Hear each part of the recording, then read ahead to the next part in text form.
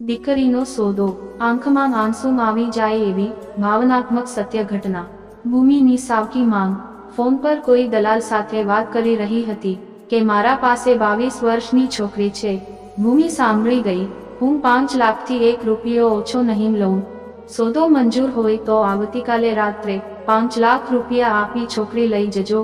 ભૂમિનો જન્મ થયો ત્યારે જ એની માંગ મૃત્યુ પામી હતી અને એના પિતાએ બીજા લગ્ન કરી લીધા. ભૂમિને એના પિતા તરફથી ખૂબ પ્રેમ મળતો અને સાવકી માંગ કોમલ પણ શરૂઆતમાં એક સગી માની જેમ એનું પાલનપોષણ કરતી. આ રીતે 2 વર્ષ સુધી ગયા અને કોમલને પણ છોકરી થઈ. કોમલ અને નરેશ હવે બંને દીકરીઓને સારી રીતે ઉછેરી રહ્યા હતા. આમ ઘણા વર્ષો વીતી ગયા અને ભૂમિ તથા તેની નાની બેન સોનુ બંને મોટા થયા. કોમલના સ્વભાવમાં પરિવર્તન આવવા લાગ્યું અને ભૂમિ પ્રત્યેનું તેનું વર્તન બદલાવવા લાગ્યું. સ્કૂલનો અભ્યાસ પૂરો થતાં સોનુનું કોલેજમાં એડમિશન કરાવ્યું. જ્યારે ભૂમિને 7 સુધી ભણાવી અભ્યાસ છોડાવી દીધો હતો. એની સાવકી માંગ કોમલને હવે એની સગી દીકરી વધારે વહાલી લાગતી અને ભૂમિ પાસે ઘરના કામ કરાવતી. ભૂમિ ઘરની નોકરાણીની જેમ રહેતી. જ્યારે સોનુ રાજકુમારી જેવું જીવન જીવતી, હવે કોમલ નરેશને પણ ધમકાવી દેતી અને કહેતી કે ક્યાં સુધી આ છોકરીનો બોજ આપને ભોગવવાનો છે. ક્યાંક અનાથ આશ્રમમાં મૂકી દો કે પછી કોઈ ગરીબના ઘરમાં લગ્ન કરાવી દો, જેથી આપણો બોજ ઓછો થાય. ભૂમિ બધું સાંભળતી અને ખૂબ દુઃખી થતી. ક્યારેક તો રાત્રે ડૂસકા ભરીને રડી પણ લેતી. ભૂમિ 22 વર્ષની થઈ ગઈ અને હવે એની સાવકી માંગ કોમલને એ ઘરમાં જરાય નહોતી ગમતી. એક દિવસ નરેશને ઓફિસ તરફથી બીજા શહેરમાં મીટિંગ હતી તો એ વહેલી સવારે ટ્રેનમાં નીકળી ચૂક્યો હતો. કોમલે મોકાનો ફાયદો ઉઠાવી કોઈ છોકરીઓના દલાલ સાથે કોન્ટેક્ટ કર્યો. એને વોટ્સએપથી ભૂમિનો એક ફોટો દલાલને મોકલ્યો અને ફોન પર બધી વાત કરી લીધી. કોમલ દેખાવમાં ખૂબ સુંદર હતી. એકદમ સાદગીથી ભરેલી, ઓછું બોલતી છોકરી હતી. જ્યારે કોમલ દલાલ સાથે વાત કરી રહી હતી ત્યારે ભૂમિ બધું સાંભળી ગઈ. એ શરૂઆતમાં ખૂબ ગભરાઈ ગઈ અને એને વિશ્વાસ નહોતો થતો કે મારી સાવકી માંગ મારો 5 લાખમાં સોદો કરી નાખ્યો. ભૂમિ ઘણું વિચારી ત્યાંથી ભાગી જવાનો નિર્ણય લઈ લીધો અને જ્યારે સોનુ અને એની સાવકી માંગ સૂઈ ગયા કે તરત ઘરેથી જરૂરી કાગળો અને કપડાં બધું એક નાની બેગમાં ભરી ઘર છોડી નીકળી ગઈ. એટલી મોડી રાત્રે તો ક્યાંય જવાય એમ નહોતું તો એ સીધી એની ફ્રેન્ડના ઘરે પહોંચી. આટલી મોડી રાત્રે આમ અચાનક ભૂમિને ઘરે જોઈ અને ફ્રેન્ડ આશ્ચર્યમાં પડી ગઈ અને પૂછવા લાગી કે આટલી મોડી રાત્રે આમ અચાનક બેગ લઈને ક્યાં જવા નીકળી છે. ભૂમિ રડતા રડતા સાવકી માં વિશે બધું જણાવે છે અને એની ફ્રેન્ડ્સને સમજાવી પણ દે છે કે એના વિશે એની સાવકી માને કોઈ માહિતી ના આપે. આમ સવાર પડી અને ભૂમિ ફ્રેશ થઈને પોતાના જીવનના નવા સફર પર નીકળી ચૂકી હતી. આ બાજુ કોમલ ઉઠી અને ભૂમિને ચા મૂકવાનું કહે છે, પણ વળતો કોઈ જવાબ ન મળતા આખું ઘર શોધી નાખે છે તો એ ભૂમિ નથી મળતી. કોમલનું ટેન્શન વધી ગયું હતું કે રાત્રે દલાલને શું જવાબ આપીશ, પરંતુ એને નરેશ વિશે જરાય નહોતું વિચાર્યું કે નરેશને શું જવાબ આપીશ. ભૂમિ માટે એના મનમાં જે નફરત હતી એના કારણે એને ખૂબ મોટું પગલું ભરી લીધું હતું. નજીકમાં બધે શોધખોળ કરી, પરંતુ ભૂમિ ક્યાંય મળી નહીં. આમ રાત થવા આવી અને લગભગ બપોર વાગે દલાલ એના માણસો સાથે આવી પહોંચ્યો. દલાલ અને એના માણસોને જોઈને કોમલનો પરસેવો છૂટી ગયો. એણે ઘરમાં બોલાવી બેસાડ્યા અને સોનુને બૂમ પાડી, બેટા પાણી લઈ આવતો અને પછી ચા પણ મૂકી દે. સોનુ પાણી લઈને આવી.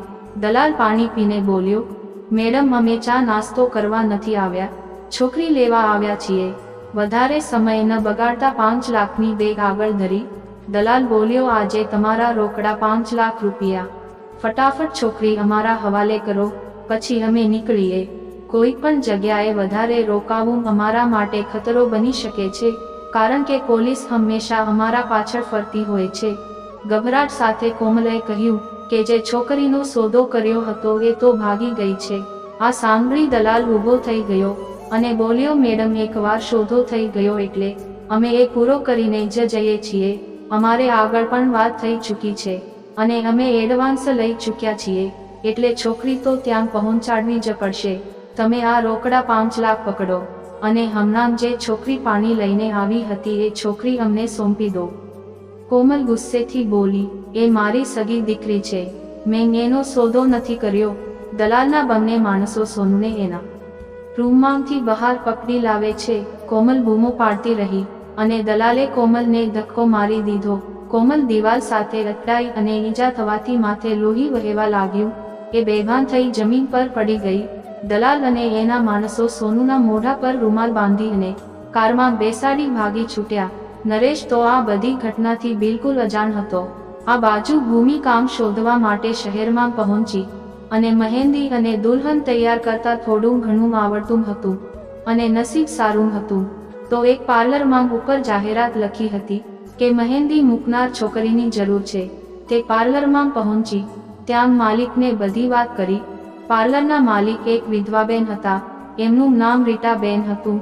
રીટાબેનને એક દીકરો હતો જેનું નામ રામ હતું અને એ પણ બાજુમાં પુરુષો માટે સલૂન ચલાવતો હતો.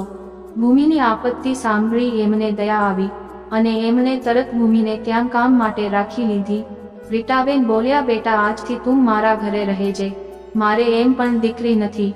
મારા કામમાં મદદ કરજે. રહેવા જમવાનું બધું મારા ઘરે અને થોડું ઘરના કામમાં પણ મદદ કરી લેજે. આ સાંભળી ભૂમિ ખુશ થઈ ગઈ. એ જ સમયથી પાર્લરમાં કામ કરવા લાગી અને મહેંદી વધારે ફાવતી હતી તો શરૂઆતમાં પાર્લરમાં મહેંદીના ઓર્ડર લેવા લાગી. ધીરે ધીરે એના કામમાં સુધાર આવ્યો અને ગ્રાહકોમાં પણ વધારો થયો. ભૂમિની મહેનત જોઈને રીટાબેનને પણ ઘણી ખુશી થતી અને મનમાં વિચારતા કે આ છોકરીને અહીં રાખીને મેં યોગ્ય નિર્ણય લીધો છે.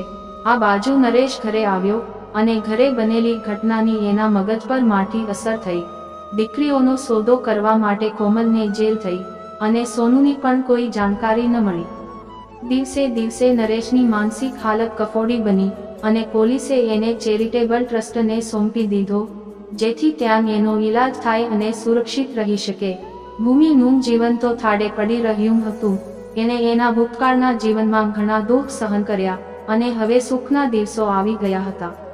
રીટાબેનને ભૂમિ સાથે મિત્રતા થઈ ગઈ હતી અને રામ સાથે પણ એને સારું બનતું હતું. રામ લગ્ન કરવા યોગ્ય થઈ ચૂક્યો હતો અને ભૂમિ પણ કુંવારી છોકરી હતી.